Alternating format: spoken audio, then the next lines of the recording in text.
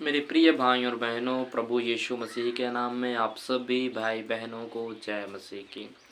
मेरे प्रियो, प्रभु यीशु मसीह आप सभी को अपने वचन के द्वारा आशीष दें। मेरे प्रियो, परमेश्वर के वचन को देखते हैं। लिखा है इब्रानियों अध्याय 10 वचन 26 में लिखा है, क्योंकि सच्चाई की पहचान प्राप्त करने के बाद यदि हम जानबूझकर पाप करते हैं तो पापों के लिए फिर कोई बलिदान बाकी नहीं। मेरे प्रिय भाई और बहनों, हम सच्चाई को जान चुके हैं, यीशु मसीह को जान चुके हैं। और यीशु मसीह का वचन क्या कहता है कि पाप करना, गुनाह न करना, पाप न करना, झूठ न बोलना, इन सारी चीज़ों को हम जान गए हैं। सच्चाई की पहचान हम प्राप्त कर चुके हैं, सत्य को जान चुके हैं।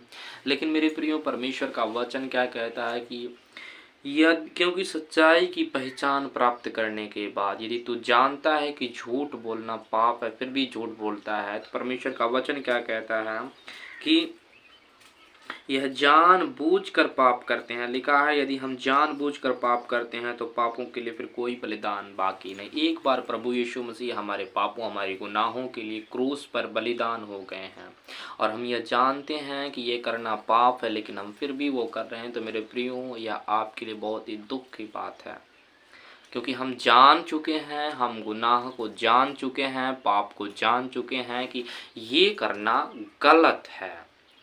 परमेश्वर का वचन हमें ये नहीं सिखाता है, लेकिन फिर भी हम उसी को करते हैं। तो मेरे प्रियो, यदि आप जानते हैं कि चोरी करना पाप है, फिर भी हम चोरी करते हैं, इसका मतलब है हम सच्चाई की पहचान प्राप्त करने के बाद हम जानबूझकर पाप कर रहे हैं और हमारे पापों के लिए फिर कोई बलिदान बाकी नहीं। ये बहुत ही दुखद बात है कि आप प्रभु यीशु मसीह को जानने के बाद भी सांसारिक जीवन जी रहे हैं, संसारिक रीतियां निभा रहे हैं, संसारिक जीवन में आप अपना जीवन व्यतीत कर रहे हैं। मेरे प्रियो, सच्चाई की पहचान प्राप्त करने के बाद यदि कोई जानबूझकर पाप करता है तो उसके पापों के लिए फिर कोई बलिदान बाकी नहीं है। मेरे प्रियो, प्रभु यीशु मसीह आपसे प्रेम करते हैं, परमेश्वर आपको चाहते हैं, परमेश्वर आपका वेट कर रहे हैं, आपके पास समय है, आपके पास अब भी वक्त है। इसलिए उस वक्त में खुदा के पास जाएं, घुटने पर आएँ, खुदा से प्रार्थना करें कि प्रभु, मैं ये नहीं करना चाहता हूँ, प्रभु मैं ये कर रहा हूँ, मुझे इससे बाहर निकाल, मुझे इससे बाहर निकाल। खुदावंद यीशु आपको उस परिस्थिति से, उस पाप की परिस्थिति से बाहर निकालेंगे।